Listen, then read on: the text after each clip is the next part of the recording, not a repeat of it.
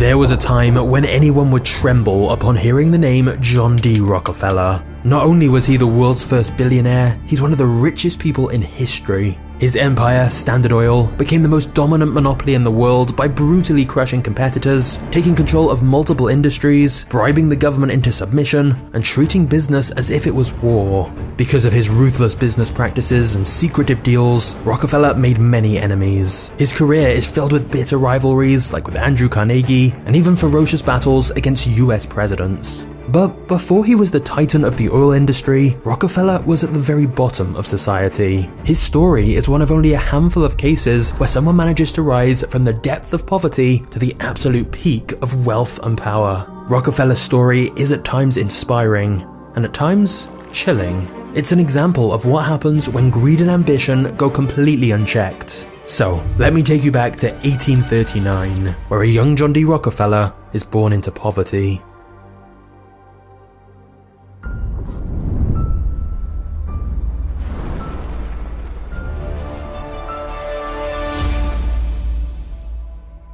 In 1839, John D. Rockefeller was the first child born into a family of peasant farmers with no cash to spare. In his small town of less than 1,000, the most mysterious character to be found was undoubtedly John's father, who was known as Devil Bill. Instead of helping on the family farm, Bill did just about anything else. He was an athlete, ventriloquist, hunter, hypnotist, and even an animal trainer. Once he won a bear in a competition, kept it as a pet, and taught it to do tricks. Bill did a little of this, a little of that, but not much of anything. Bill would also spontaneously skip town in the middle of the night, leaving John and his siblings to fend for themselves for weeks or even months, only to reappear in a luxurious carriage and shower John and his siblings with toys and gifts. And this confused John, because his family lived in a crumbling old house, wore tattered clothes, and they were hungry and cold every night. They lived a pitiful life, with these occasional bouts of luxury when his father returned. And the reason for that was because Bill lived a secret double life as a con artist. Whenever he disappeared, Bill changed his name from William Rockefeller to Dr. William Livingston, and travelled from town to town selling useless herbal remedies and potions to the sick and desperate. Because Bill was usually far away running scams, John's mother enlisted John's help working at the farm, where she instilled a strong religious faith and sense of duty in him while they ploughed the fields. For a boy younger than 10, balancing school and farming was backbreaking, but it taught him the value of discipline and hard work. John was proud to be helping his family out. In fact, he even started coming up with other ways to make money. For example, John once followed a wild turkey into the woods, stole its eggs, and raised the hatchlings. When they matured into turkeys, John sold some of them for a tidy profit, and kept the rest so he could get more eggs and repeat the process. Despite his young age, John was now pitching in a few dollars every week, and was making a serious impact on the family's finances. It looked like the Rockefellers might finally have a decent and stable life. However, when John was 10, his father Bill was accused of sexually assaulting a young woman. Even though nothing was proven, the Rockefellers still faced public disgrace, and so they were forced to pack their bags and find a new home. You'd think after this event, Bill would dial back his schemes, his infidelity, and focus on healing his relationships to his family. But instead, he did the complete opposite. Whilst using his fake identity of Dr. William Livingston, Bill married another woman in a different state where no one recognized him. Of course, he kept this a secret, and neither John's mother nor the other woman ever knew he had 2 wives. But the effect was evident. Bill was almost never around. So the Rockefellers moved from town to town, and John took on more responsibility as the unofficial head of the household. All whilst going to school, he kept finding ways to make money, manage the family's finances, and he even started giving out very small loans. Finally, the Rockefellers found a good home in Cleveland, Ohio, but now that John was 16 and nearly done with school, he wondered what the next phase of his life would be. John wanted to go to college, but by this point he had 4 siblings and a 5th on the way. And since John's father was absent even more than normal now that he had his secret other wife, John's mother relied on John to help pay for their food, housing, and education. This meant college was out of the question. John had to get to work immediately. And so, just 2 months before his graduation, John dropped out of school and began looking for a job in Cleveland. He was after something big, so he made a list of all the biggest railroads, banks, and wholesale merchants in the city. However, every time John showed up to an interview, people laughed in his face when they found out he was only 16 years old. John faced rejection after rejection, but no amount of humiliation was going to stop him, and after 6 long weeks, he got an interview at a small firm that needed help with bookkeeping. When they saw John's excellent penmanship, they decided to give him a chance and told him to get to work immediately, not even mentioning how much he'd get paid. John was ecstatic, and for the rest of his life, he celebrated September 26th as a personal holiday he called Job Day. To him, it was even more important than his own birthday. Even though it was not a massive operation, John's first job taught him how to deal with suppliers, pay bills, and see the inner workings of a real business for the first time.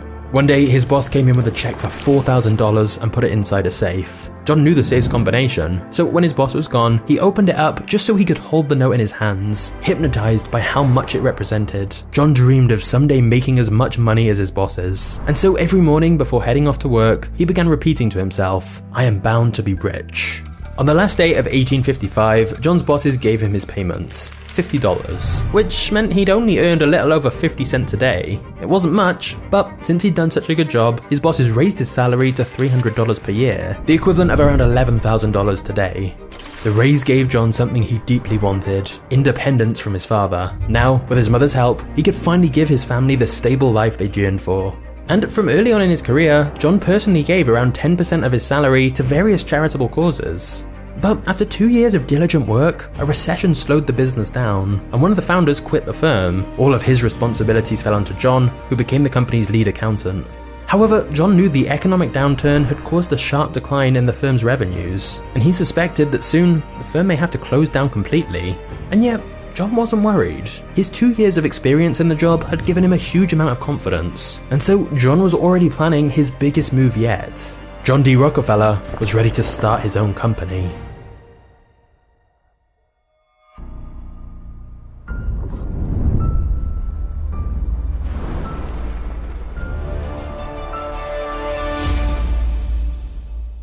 During his first job, John had become friends with Maurice Clark, a 28-year-old chemist who worked down the street from him.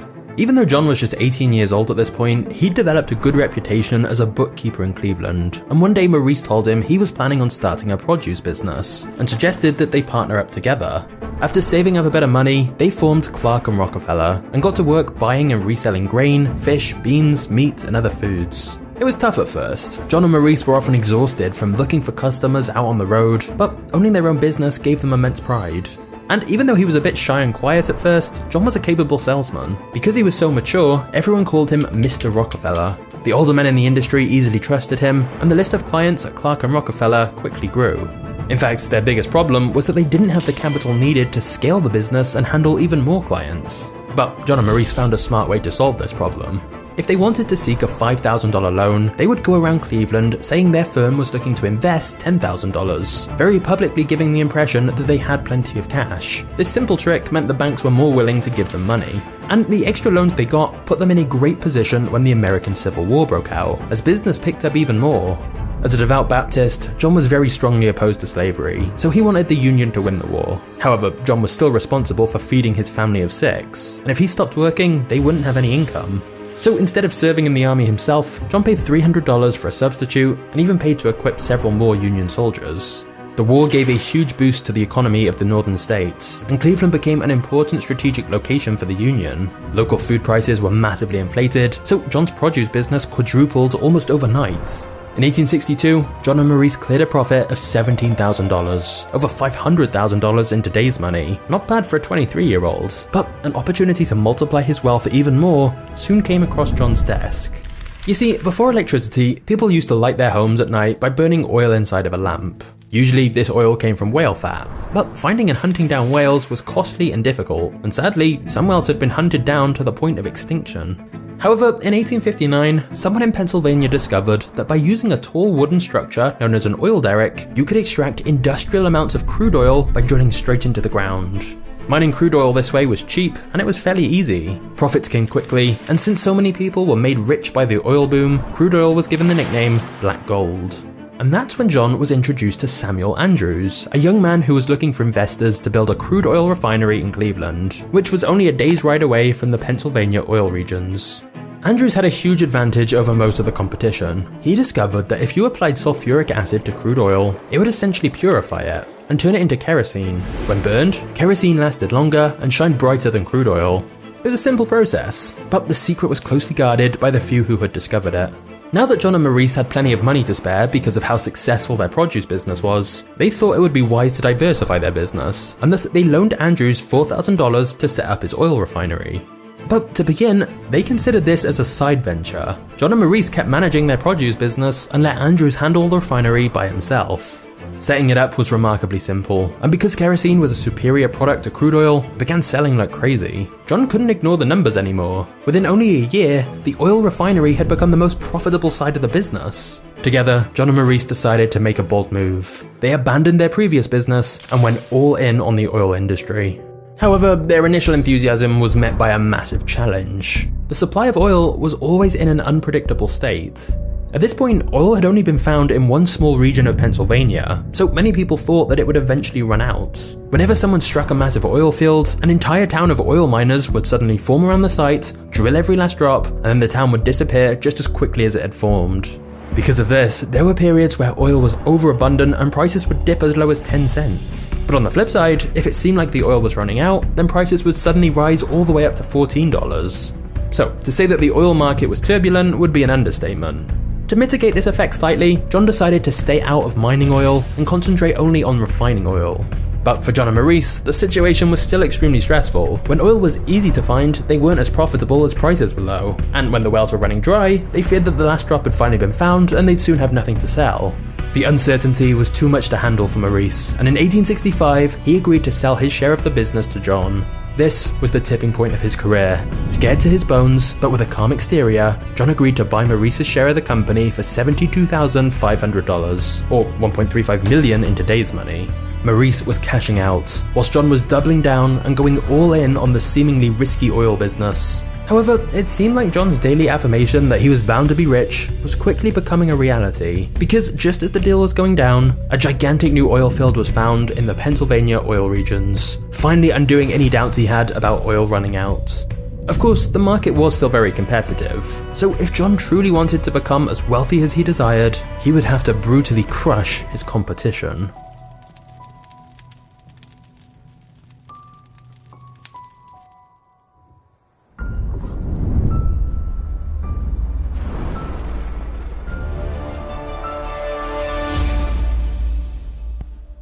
The year before buying his business partner's share of the company, John married a woman who shared his religious devotion. Even though he was now making good money, John bought a modest house in Cleveland where they began to raise a family. So with his home life in order and the northern economy booming after the Union Army won the Civil War, everything was ready for John to begin building his empire. Now that his partner was gone, John rebranded the company under a new name, Standard Oil, and he got to work building a second refinery and began exporting kerosene to Europe. John was confident that the oil industry would make him extremely rich, but it quickly became apparent that he needed some help. So John took on a new partner to help him run the company, a man named Henry Flagler, and the two men were remarkably similar. Like John, Henry wasn't interested in making a little money, he wanted to build an empire. That's why when John told him about his ambitious plans for Standard Oil, Henry was all in. He was also just as religious, disciplined, and determined as John. In fact, perhaps their only difference was that Henry was even more ruthless when it came to doing business. Henry approached business the same way he would approach war. The only way to win was to completely crush your enemy, and so John adopted this philosophy as well. You see, competition in the oil refining industry was quickly turning warlike. Now that others had uncovered how simple the refining process really was, Rockefeller's product was no longer unique. New brands of kerosene were popping up all over the market. So John and Henry began scheming and decided to form strategic alliances that would not only boost Standard Oil's profits, but also hurt their competitors at the same time. One example of this was when John secretly colluded with the railroads to get better transportation costs than all their competitors.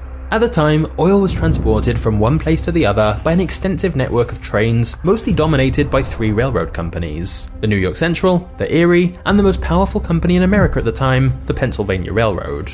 Because of the way their routes were laid out, it was beneficial for the New York Central and the Erie railroads to carry oil to refineries in Cleveland. But for the Pennsylvania Railroad, it was more profitable to carry oil directly to New York City or Philadelphia. So the Pennsylvania Railroad declared that Cleveland would be wiped out as a refining center, and they pulled out of the city completely. After this news that the largest railroad was leaving the city, many refineries in Cleveland left the city too. This was a disaster for the New York Central and Erie railroads, who had made sizable investments in Cleveland, and they were now losing customers. So instead of joining the panicking crowd and leaving Cleveland, John saw that the Erie and New York Central railroads were in dire need for business, and he decided to use their desperation to his advantage. In exchange for a consistent flow of oil through their networks, John negotiated a deal with the Erie in which Standard Oil would get a 75% discount on the railroad's official shipping costs. And in exchange for a daily order of 60 carloads of refined oil, John negotiated another deal with the New York Central Railroad to pay $1.65 per barrel shipped, when the official rate was $2.40. So, with both railroads, John now had extremely favourable rates secured. And even though the railroads were reluctant to accept these lower prices, the guaranteed consistent shipments were irresistible to them. In fact, since these railroads went from shipping all sorts of things to focusing just on oil, they could simplify their operations and boost their profits. So it was win-win for everyone. Well, except for the Pennsylvania Railroad and Standard Oil's competitors.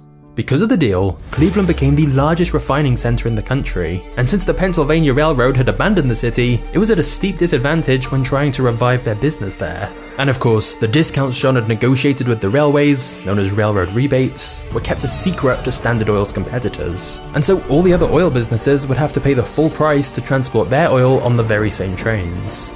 And here's the thing, because John knew for a fact that his costs were now lower than all his competitors, he was able to trigger a price war. John would lower the price of his oil so that his competitors would have to do the same in order to remain competitive in the market. But since John knew his competitors were paying more than him to transport the oil and thus had higher costs, even if they charged the same price for their oil, John was still making more profit. He knew his competitors wouldn't be able to survive.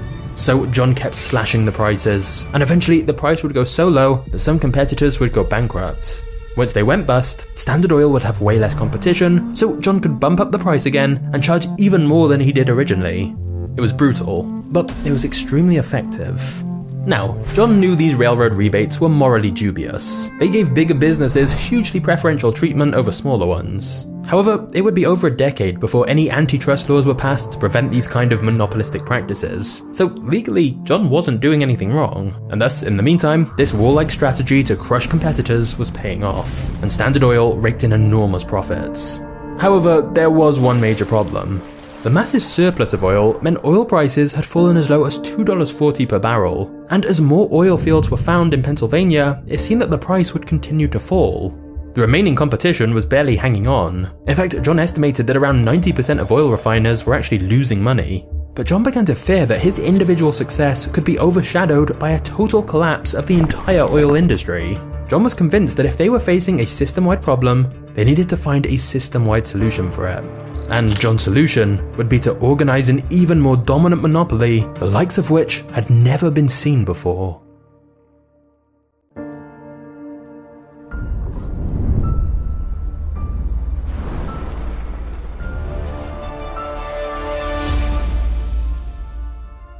By 1872, John and Henry were ruthlessly expanding Standard Oil, but oil prices had dropped another 25%. They knew if they didn't do something soon, the entire industry could collapse, and they would fall right along with it. So John decided to collaborate with the president of the Pennsylvania Railroad, Tom Scott. John and Scott had been rivals after the deal John made with the other two main railroads, but now, Scott was reaching out to make a similar secret deal that was even more ambitious and ruthless. Scott proposed a secret alliance between the largest railroads and a very select group of the largest refiners, which of course included Rockefeller. And thus, Standard Oil and the Pennsylvania, New York Central, and Erie railroads all formed an alliance together under the inconspicuous name of the Southern Improvement Company, or SIC for short. The deal was that in exchange for a secret 50% rebate on transportation costs, John would transport all his oil exclusively through these railroads. But John wasn't content with just getting benefits for himself. He designed the deal to be devastating for his competition. For example, when anyone outside of this secret alliance transported kerosene through these railroads, Standard Oil would receive a 50% rebate from the cost of their shipments as well. These were known as drawbacks, and they meant that Standard Oil's competitors would not only be paying higher prices to transport their oil on the same railroads, but some of that money would be going directly to Rockefeller.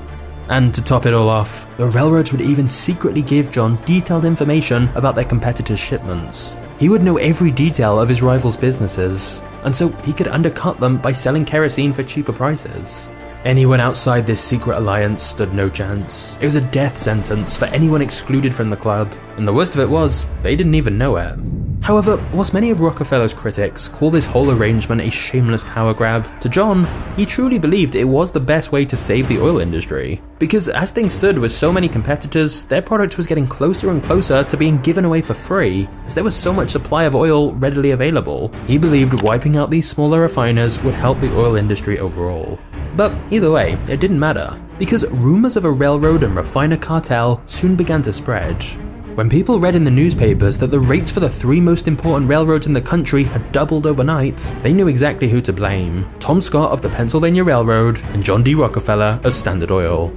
As rumours of the alliance continued to spread, thousands of people took to the streets to protest, threatening Standard Oil and the Pennsylvania Railroad with violence, vandalism, and arson. Protesters hijacked Standard shipments and spilled their oil, and they tore the Pennsylvania's train tracks from the ground. But the final blow to the SIC came when the oil miners made their countermove and boycotted the SIC. Without a supply of crude oil, John's refineries were useless, so 2 months after it was formed, the SIC had been disbanded. It was a humiliating event, one that brought a lot of negative attention on John. But John wasn't fazed by it. He simply decided if he couldn't control the oil industry through shady backroom deals, then he would do it in public and conquer the industry by force. John wanted to bring as many refineries under Standard Oil as he could, and to his surprise, the SIC fiasco had actually caused one important change in the industry. Despite the very public fallout of the SIC alliance, there were still whispers of a secret railroad and refiner cartel, with many people paranoid that there must still be some kind of secret deal in place between the big railroads and the big refiners. Even though there wasn't, the rumours spread everywhere. Oil refiners were scared that if Standard Oil still had a secret deal with the railroads, they would get crushed, and John decided to leverage this threat to his advantage. In a period of 6 weeks, now known as the Cleveland Massacre, John managed to intimidate 22 out of the 26 oil refining companies in Cleveland into selling out for fractions of what their businesses were actually worth. So even though the SIC hadn't gone ahead, the fear it had created pressured many refiners into panic selling their companies to John. Plus, since many other refiners were losing money anyway, John would show them his company's finances so they could see how well Standard was doing, and to prove to them that he could outlast them all. For most refiners, the choice between fighting a losing battle and cashing out was obvious. And whenever anyone sold out, John gave them only 2 options. They could either sign a damning contract prohibiting them from ever joining the industry again, or they could join Standard Oil. Since most competitors chose to join Standard, John had the brightest minds in the industry working for him. All those entrepreneurs who'd been running their own companies were now brought under the Standard Oil umbrella into one giant company. Also, when the new refineries came under Standard's ownership, they outfitted them with the latest oil refining technology, which drastically cut costs. By mid-1873, John was in control of an empire with a growing number of highly efficient refineries that together could ship out over 1 million barrels of kerosene every year. He now had a monopoly over the Cleveland refineries. However, on September 18, 1873, a day historians call Black Thursday, a series of bank failures plunged the US economy into a national recession that lasted 6 years. For the first time, oil prices dropped not because there was too much supply, but instead because of a total lack of demand. Standard began operating only 2 of their 6 main refining plants in Cleveland. And a year after Black Thursday, a single oil barrel traded for as little as 48 cents. Less than the cost of an equal amount of water. So everyone from the miners to the railroads and the refiners were dreading their seemingly inevitable fate, bankruptcy. But thanks to Standard Oil's careful management of finances, excellent credit with banks, and their modernized refineries, John was one of the only refiners in the country who was able to still clear a profit. And as always, John regarded every crisis as an opportunity. He smelled blood in the water. Now, John already dominated in Cleveland at this point, which was one of the main refining centers in the country, but he knew the bleak economic conditions were a nationwide problem, and so refiners in the other refining centers like Pittsburgh, Philadelphia, and New York were all struggling badly. And thus, John decided this was precisely the right time to acquire as many of them as he could. So John initiated a nationwide buyout campaign, and whenever anyone was reluctant to sell out, John would resort to indirect ways of pressuring them into submission. For example, he would buy all the available refining machinery and barrels, so competitors couldn't even make or package their oil. And if somehow they managed to make any oil, he would reserve every railroad for months, so they couldn't even ship it anywhere. Another one of John's brutal business tactics was to pressure the railroads to raise prices for other refiners high enough that they would soon face bankruptcy. Since he had detailed records of all his competitors' shipments, he would wait for them to be on the verge of ruin, and then he would offer to save their business by buying them up for pennies. Eventually, everyone who Standard Oil wanted to acquire was either absorbed into the growing giants or crushed under its pressure. By the time the economy was starting to recover, Standard controlled over half of Pittsburgh's refining capacity, the largest refineries in Philadelphia, and they secured a dominant position in New York as well. To exert even more control over the industry, John built a network of pipelines which brought crude oil into their refineries and pumped out refined oil in large cities. The pipelines meant Standard relied less on the railroads to transport their oil, and thus it further reduced their unit costs. And with its pipelines covering the eastern seaboard of the United States like tentacles, Standard Oil earned its appropriate nickname, the Octopus. Despite still only being in his 30s, John D. Rockefeller was now the undisputed king of oil refining, and one of the wealthiest men in the country. However, by now, too many people had been victims of Standard Oil's predatory business practices. The largest newspaper in America at the time even called the company the most cruel, impudent, pitiless and grasping monopoly that ever fastened upon a country. John's list of enemies was growing dangerously long.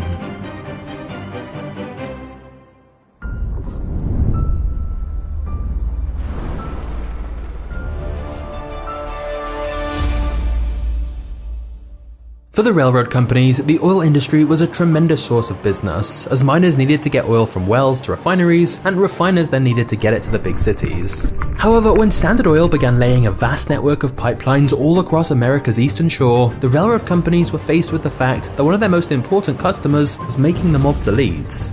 So Tom Scott, the owner of the Pennsylvania Railroad, decided to lay his own pipelines. But he also did something he knew John wouldn't like. He started building his own oil refineries. Now, Scott was in direct competition with John, so John interpreted this as declaration of war. He decided to launch an all-out attack against America's most powerful company.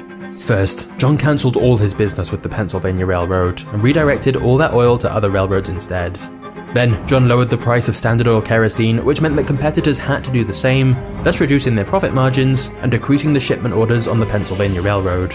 And finally, John convinced the New York Central and Erie railroads to lower their shipping fees drastically for everyone to make sure the Pennsylvania Railroad lost even more business. And these strategies most definitely worked. To compete with all this, the Pennsylvania Railroad literally had to pay refiners to transport oil for them. Scott also had to lay off hundreds of his employees and reduce the salaries of those who stayed by 20%. But John's attack didn't just affect the Pennsylvania Railroad. Another big railroad, the B&O, had to make similar layoffs and wage cuts, and thus John's attack on the Pennsylvania Railroad inadvertently caused one of the most violent labor strikes in American history. Dozens of people died in the commotion, and in Pittsburgh alone, the Pennsylvania Railroad lost 500 freight cars, 120 locomotives, and 27 buildings after they were torched by protesters. Even John started to get concerned by the chaos that was unfolding. Before long, the Pennsylvania Railroad, a Goliath once thought to be invincible, had lost the battle against Standard Oil, and Tom Scott was more than ready to surrender. Scott was in a desperate position, and John's business partner Henry, who saw business as war, saw this as an opportunity to crush him totally. But John had a better idea, and instead moved to coordinate a massive deal with the railroads. John agreed to help the Pennsylvania Railroad survive by guaranteeing 47% of Standard's traffic to them. The New York Central, the Erie, and the B&O got the rest of it. In exchange for the steady source of shipments, John demanded a very large secret rebate on the Pennsylvania's official rates, he demanded even more detailed information about their competitors' shipments, and he wanted 20 cents for every single barrel that passed through any of the railroads as well. A lot of this was similar to the secret alliance that had been proposed before, but this time John was the one who held the balance of power and could basically demand what he wanted. The railroads had little choice. And thus, the deal effectively made John one of the most powerful men in America. John basically now owned the railroads, he essentially controlled the oil industry, and had an all-seeing eye into every one of his competitors. He completely dominated Cleveland, Pittsburgh, and Philadelphia, and there were only a few scattered refineries in New York that weren't his. Standard Oil was now in control of about 90% of the entire oil refining industry. However, as for John's rival, Tom Scott, even though John had technically now struck up a deal with his company, the Pennsylvania Railroad never regained its footing, and Scott personally never recovered from his humiliating defeats. Just a year later, Scott suffered from a stroke and died shortly after. What's interesting here is that many years earlier, Tom Scott had been the mentor to a young Andrew Carnegie, who was to the steel industry what John was to the oil industry. Carnegie blamed the death of his beloved mentor on John, and thus rivalry was born between Carnegie and Rockefeller, the king of oil versus the king of steel. The rivalry between these two titans of industry would intensify as time went on, but for now, both men were determined to become wealthier than the other. In the midst of all this, John was becoming quite a notorious public figure. The fight with the Pennsylvania Railroad, his rivalry with Carnegie, and his tremendous wealth and power had all taken John from a mysterious oil man in Cleveland, Ohio, to now one of the most controversial figures in American newspapers. And yet, for all his wealth, fame, and power, John didn't indulge in the extravagant lifestyle that many of his peers did. When he moved to New York, John spent his free time playing with his children instead of seeking the company of wealthy bankers or celebrities, and he rarely bought expensive clothes or luxuries. Silently managing his army of puppets from their new office in New York, John was enriched by his 90% dominance of the oil refining industry. It seemed like he could now just sit back and enjoy the fruits of their labor. But actually, the opposite was true. Even though he had achieved total dominance, the state of the industry was changing, and fast. A few years earlier, Thomas Edison patented a light bulb that gave off a powerful white light for 100 hours, and he was pushing to light the country with electricity instead of oil. Then in 1885, a huge deposit of crude oil was found in northern Ohio. These two events meant many Standard Oil executives started to panic, fearing a massive oil surplus that would take the industry back to the days when oil was priced at 10 cents per barrel. But whilst his company was panicking, John was calm as ever. By now, he was a master at turning chaotic situations into opportunities, and this was exactly the crisis he'd been waiting for. But before we get to that, let's talk about an opportunity for you. Because it's been said that attention is the new oil. The people who understand how to get their message across and build an audience are the ones currently dominating in business. And that's where today's sponsor, School, can help you. School is a platform where you can create your own community or discover new ones. And having your own community means that you'll have a group of members who are naturally paying attention to your message as they engage each day. On School, you can create your own community within minutes and customize it how you want. Your members can join for free or by paying for membership. And you can share access to courses, events, bring people together, and keep your members highly engaged using School's built-in leaderboards and gamification. So if you want a place to connect with your audience, School is perfect for this. And if you're wanting to check out a new community to find people like you, you can easily do this too. School is the ideal way to discover communities or create your own. Just click the link in the description below to check it out for yourself.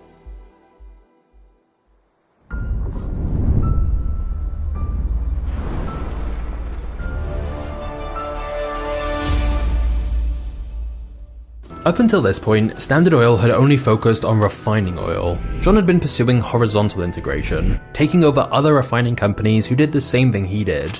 But John knew that the discovery of oil in Ohio would change the oil industry, and he wanted to ensure his company profited from Ohio's new oil fields. So this was just the excuse he needed to begin radical plans for vertical integration, where Standard Oil would now be involved in every step of the supply chain. John essentially wanted to cut out any middlemen and control the entire oil industry himself, from oil wells to refineries to transportation, storage, and distribution. And thus, John doubled down on every step of the business, turning Standard into its own supplier, transporter, producer, and retailer. Standard Oil's existing operation had the strong base of industrial infrastructure it needed to make sure it kept making money, whilst John figured out how to profit from Ohio's new oil fields. He began buying up land in the area, building hundreds of derricks to drill for oil, and laying new pipelines to transport it. However, it quickly became clear that Ohio's oil had one glaring problem. Even after it was refined, it had such a terrible smell that people called it skunk oil, and so nobody wanted to buy it, and it traded for as low as 15 cents per barrel. Almost everyone else gave up trying to sell the skunk oil immediately, but instead, John hired a team of chemists to study the skunk oil, and within a year, they'd found a way to remove the sulfur in the oil which had been causing the terrible smell. Standard was now the only company selling this new, cheaper form of oil, and this gave John a massive head start when a few years later, oil began breaking out in immense quantities in Oklahoma, Texas, Kansas, and California. It was now evident that America was sitting on an ocean of petroleum, and the company best poised to take complete advantage of it was Standard Oil.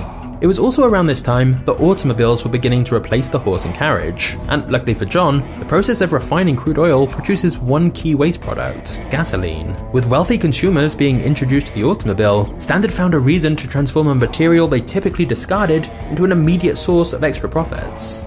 This meant that even when the United States was thrust into another economic depression in 1893 and 600 banks had to close their doors, John was once again prospering amidst even the worst economic conditions. With John's fortune growing larger than ever, John took more of a backseat in day-to-day operations at Standard Oil and began to think more about investing elsewhere. For a man as capable in business as John, you'd expect he'd probably also be a decent investor. But if you took a look at John's personal investments at the time, you'd find most of them were deep in the red. John knew if he wanted to keep the generational wealth he'd acquired up to this point, that he needed to get his investments in order. So he hired a Baptist minister called Frederick Gates to help him. Now, it's impossible to know what John was thinking when he hired a former priest to administer his fortune. But years later, when John was asked who was the greatest businessman he'd ever met, he pointed to Frederick. And there's no doubt Frederick helped grow John's fortune much larger with a series of strategic investments. It was also around this time that John's son, John Jr., graduated from university, and John thought it would be a good idea to have Jr. learn from Frederick.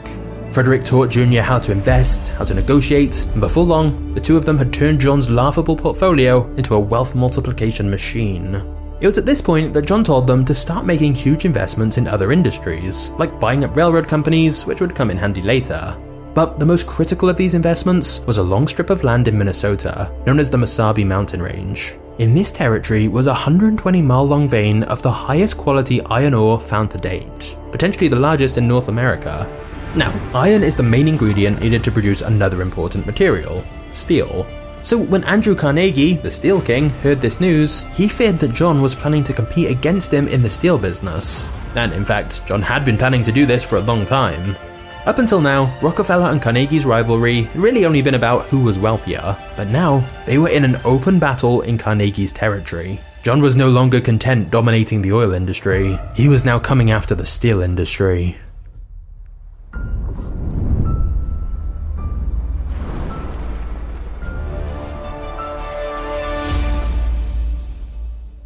John told Frederick and Jr. to commence mining operations in the Mesabi Range, and they undercut Carnegie by selling their higher quality ore to his competitors at dirt cheap prices. As they built up their mining operation, a rumor started to spread that John was planning to further infiltrate Carnegie's niche and build a huge steel mill.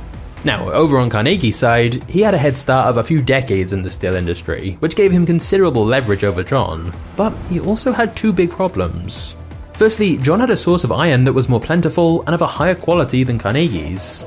And secondly, Carnegie had made the mistake of assuming that iron would always be cheap and easy to find, so he hadn't made any investments in iron mines during the last few years. His blind faith had been proven wrong over time, and now his supply of the most important mineral he needed was running out.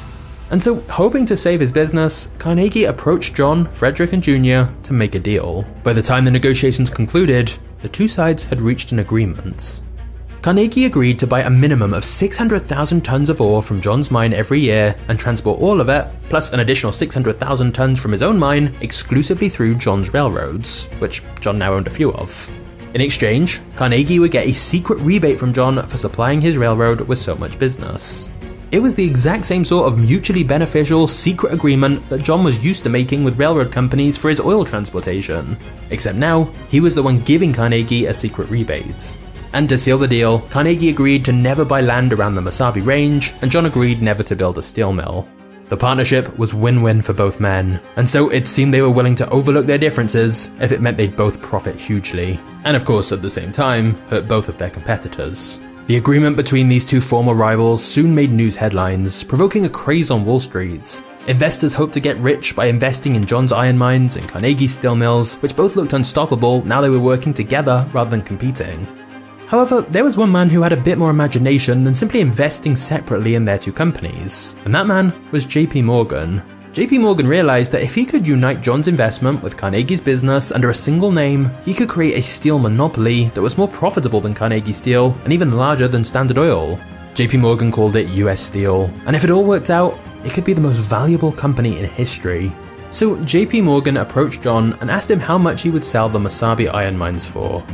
But to his surprise, John said that Morgan should talk with his 27-year-old son, John Jr. JP Morgan assumed he'd be dealing with a rookie. How much could this 27-year-old really know? But when JP Morgan met Jr. and bluntly asked him, "What's your price?" Jr. was not intimidated by Wall Street's wealthiest banker. He calmly responded, "Mr. Morgan, I think there must be some mistake. I did not come here to sell. I understood you wished to buy." Jr. insisted that JP Morgan had to set the price for the Mesabi territory, which meant Jr. had all the power in the negotiation. Morgan was so surprised that he had to step out of his office and rethink his strategy. Eventually, he made his offer. In exchange for total ownership of the Mesabi mines and the existing mining operation in it, JP Morgan offered a grand total of $88.5 million in US steel stock, just over $3.1 billion today. Later on, Morgan bought Carnegie's entire steel business and incorporated it into US Steel, and it became the world's first billion-dollar corporation. But remember, John now owned a huge chunk of that company, and his US Steel stock soon appreciated to over $200 million. Plus, thanks to the automobile boom and the need for gasoline, Standard Oil was growing into an even more powerful monopoly than it had been before. Not to mention that thanks to Frederick, John's investments were now in order too. With all of this combined, John's wealth continued to grow to unimaginable levels. It was now spread across multiple industries, and John was finally ready to step back from the business world completely. However, John never publicly announced his retirement, which was a crucial mistake, as the public still closely associated him with Standard Oil. And that would soon come back to haunt him, as John was about to be involved in the most public scandal of his career.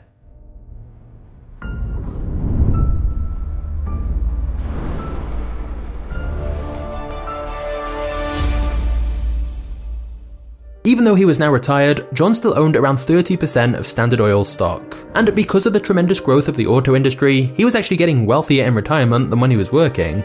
However, because of their brutal business practices, Standard now had such a negative public image that US President Theodore Roosevelt saw it as the perfect target to fight against in his rise to power. Now, this wasn't the first time he tried. Previously, Roosevelt passed a bill that punished railroad rebates. But it really wasn't enough to get the public excited, and the end of his first presidential term was coming up. So Roosevelt detected that the public opinion of John and Standard Oil was quickly turning from a mere dislike to a passionate hatred, and that was largely thanks to a journalist called Ida Tarbell. You see, Tarbell's father was one of the oil refiners who were bankrupted by John's ruthless business tactics a long time ago. Her father's business partner even took his own life after their wealth was destroyed by John. Now, Tarbell was publishing monthly articles that told an in-depth story about the company and the man who had bankrupted her father and made her childhood miserable. As you'd expect, she didn't have many nice things to say. Tarbell managed to break through John's wall of secrecy, and so the dark history of the once mysterious Standard Oil was now in full view, with John as its protagonist. His backroom deals with railroads, his intimidation tactics, the politicians they bribed, everything was fully revealed, and the American public devoured the story. The series even exposed John's father's history of scams, his sexual abuse accusation, and they eventually discovered his second marriage, which took a heavy emotional toll on John and his family. Needless to say, John never responded to anything Tarbell wrote, and so his public image was contaminated as she publicly condemned him. And his silence only angered the public further, so in a few years, John went from one of the most private and mysterious members of the American elite to the national embodiment of corruption and greed.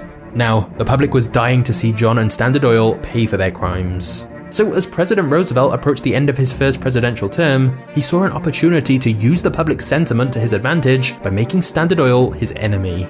In his presidential campaign, Roosevelt promised to take down the monopolies, and thus when he won the re-election, it was time to make good on that promise and wage war on Rockefeller's empire. He launched a full-fledged investigation into Standard Oil, and now the anti-monopoly laws that corrupt politicians always ignored got used to their full potential. Roosevelt announced that the government would prosecute Standard with the full force of the United States government in a historic all-out attack. Standard was charged with monopolizing the oil industry, predatory pricing, negotiating railroad rebates, corporate espionage, and secret ownership of competitors. Apart from having to fight 21 lawsuits in individual states, the federal government hit Standard with the largest lawsuit in history up to that point. There were over 1,000 exhibits, 444 testifying witnesses, and over 12,000 pages of damning evidence that Standard Oil was, indeed, a monopoly. The lawsuit was so vast that it continued years beyond Roosevelt's presidency, but his ambition to defeat Standard Oil would eventually be satisfied. The evidence that Standard Oil was a full-fledged monopoly came when Standard's profits were examined. Because they were in control of 87% of oil refining in America, 100% in some places, Standard was taking full advantage of their monopoly status and overpricing their kerosene in order to make outrageous profits. And apart from being confirmed as a monopoly, evidence proved that Standard had systematically bribed hundreds of politicians and knowingly broken multiple antitrust laws.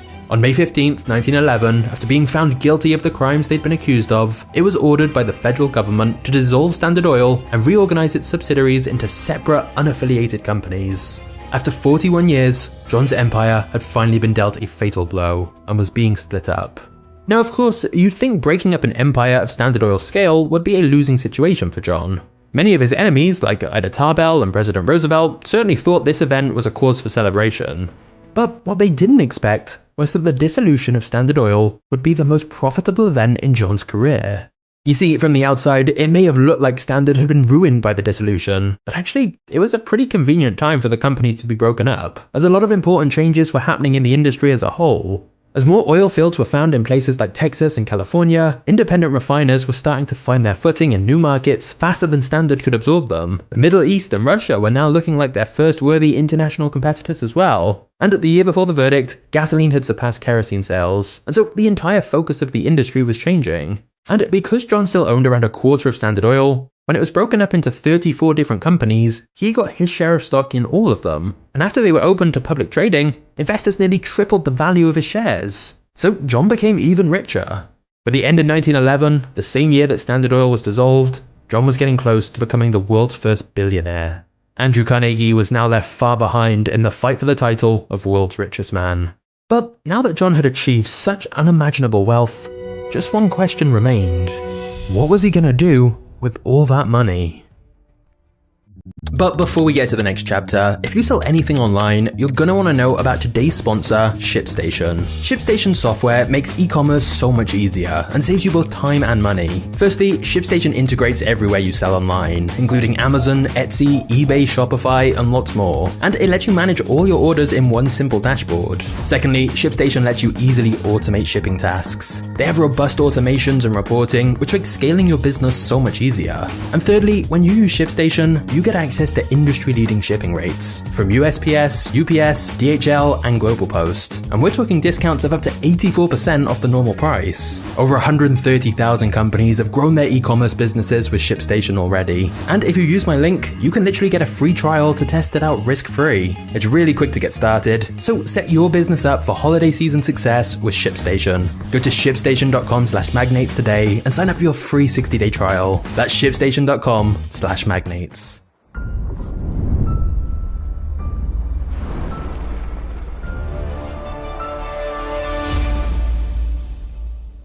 John was the wealthiest man in the world, and now that he was retired and that his old company had been dissolved, he decided to dedicate the rest of his life to philanthropy. And even though he was over 70 years old at this point, John's sense of duty meant that he was as energetic about charity work as he was in business. Throughout his life, John told people that he was a soldier of God sent to earth and given money for the benefit of mankind. And John really did want to make an impact on the world. And to be fair, ever since John got his first paycheck, John had given various organizations at least 10% of the money he made. And even when his sizable donations were publicly labeled as just ways to improve his image, John continued to give away a lot of money anonymously as well. However, John wanted to make his philanthropy a well-oiled machine that continued his legacy. So in 1913, he started the Rockefeller Foundation with the two people who were previously responsible for managing his personal investments, Frederick Gates and his son John Jr. By now, John had given away almost $150 million, and in the future, he would personally give a grand total of $540 million. To add to that, Frederick and Jr. went on to give away $537 million more through the foundation, and Jr. personally gave away an additional $540 million of the wealth he inherited from his father. In its over 100-year history, the Rockefeller Foundation has given countless billions of dollars in total, and it's still making donations today.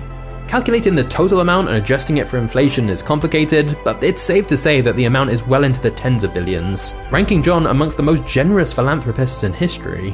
The Rockefeller Foundation focused on two main issues in its inception: medicine and education, and it's undoubtedly made a meaningful contribution to society. On the side of medicine, John's donations to the laboratories and medical research facilities helped spur an era of scientific innovation that saved hundreds of thousands of lives from diseases like hookworm, malaria, and meningitis. On the side of education, John's money helped save the southern United States from abject poverty and built hundreds of schools all around the world, including two of the world's most prestigious research institutions. Today, the Rockefeller Foundation contributes even more to many other causes, and it all started with a 16-year-old who had to go into business to help feed his family. However, this of course all raises an interesting moral debate on what should we really think about Rockefeller. Clearly, John's legacy has two sides to it. As the author of his biography writes, what makes him so problematic is that his good side was every bit as good as his bad side was bad. It's almost as if there were two completely different John D. Rockefellers. There's undeniably a charitable and dutiful side to him, but there's also a corrupt, unforgiving, and brutal side. Both sides are true, but whatever you think of John D. Rockefeller, the fact remains that he's one of the most fascinating businessmen in history. Maybe that's why after John died at 97 years old, his son, who had the same name, said, "There was only ever one John D. Rockefeller." But if you think Rockefeller's story was controversial, wait until you see the scandals Andrew Carnegie was involved with. Just click the thumbnail on screen now, and I'll see you there in a second. Cheers.